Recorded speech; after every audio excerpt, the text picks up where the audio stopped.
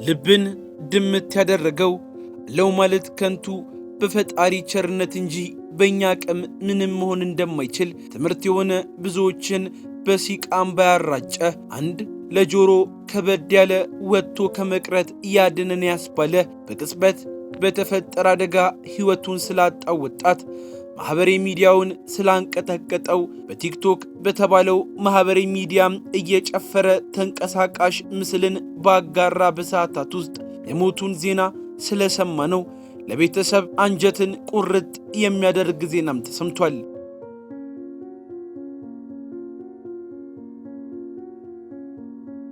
ገና ወጣት እጅግ በጣም ለነገ ሕይወቱ የዳከረ የሚኖር ለነገ መኖርንም ተስፋ ሰንቆ የሚለፋ ወጣት ቢሆንም ግን አደጋ ባጭርም አስቀርቶታል። ሌላኛው ከባዱ እጅጉ አሳዛኝ ጉዳይ ደግሞ የእናት የአባት የእህትና ወንድም የልጃቸው የወንድማቸው ሞት በማህበራዊ ሚዲያ ላይ መስማታቸው እንደሆነም እጅግ ልብን የሰበረ ጉዳይም ሆኗል። ከሰዓታት በፊት በቲክቶክ ገጹ ላይ ደስተኛና ሳቂታ የነበረ ልጅ በሚዘገንን የመኪና አደጋ ሞተ ሲባል ለማመንም ይከብዳል። እንዴት አላችሁ ውድ የልሳን ሚዲያ ቤተሰቦች? ለቻናላችን አዲስና እንግዳም ከሆናችሁ ሰብስክራይብ በማድረግ ቤተሰባችን እንድትሆኑም እየጠየቅን ዛሬ የተሰማው እጅግ ልብን የሚሰብረው የወጣት ኢብሳ ጉታማ ሞት ብዙዎችን ክው ያደረገ የተለያዩ መልእክቶችንም እንዲሰሙበት እያደረገ አለው ማለት ከንቱ እንዲህ እልም ለምንልባት ዓለም ከቶ መጣላትና መቧጨቃችን ለምን የሚሉ የማህበራዊ ሚዲያ ዘመቾችን ያስተናገደ ነውና ብዙዎችን በእንባም ሲያራጭሏል። ልብን የሚሰብረው ይሄኛው ዜና ወጣቱ እንዲህ ባለ አደጋ በወጣበት ያስቀረው ሲሆን ጠዋት ላይ ደና ሆኖ ቪዲዮውም ለቆ ከሰዓታት በኋላ ግን ሞቱን መስማት ለብዙዎች የከበደ ጉዳይም ሆኗል። ሁሉም ተራውን የሚጠብቅ እንጂ ዘላለማዊ እንዳልሆነ ሀብትም ስልጣንም የሰው ልጅ የሚኩራራበት ነገር በጠቅላላ እንዲህ ባሉ አጋጣሚዎች ተጥሎ እንደሚኬድ ማሳያ ያደረገ ለብዙዎች ሐዘንና ድንጋጤን የፈጠረ ዜናም አድርጎታል።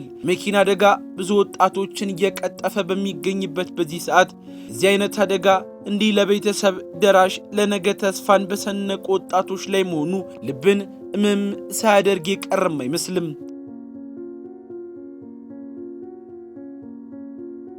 ብዙ ህልሞችና ተስፎች የነበሩት ወጣት ኢብሳ በትላንትናው ዕለት በጠዋት አዳማ ሲጓዝ በደረሰበት አስከፊ የመኪና አደጋ ሕይወቱ እንዳለፈ የተረጋገጠም ሲሆን ዛሬም እጅግ ልብን የሚሰብሩ አስተያየቶችም ሲሰሙበት የተለያዩ የማህበራዊ ሚዲያ መነጋገሪያ ሆኖም እንደዋለም ታውቋል።